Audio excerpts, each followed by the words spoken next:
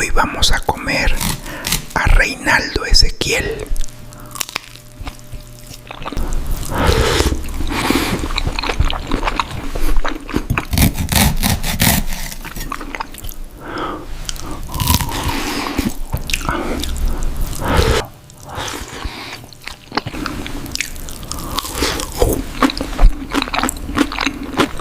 Ahora ya no hará campaña para ser gobernador.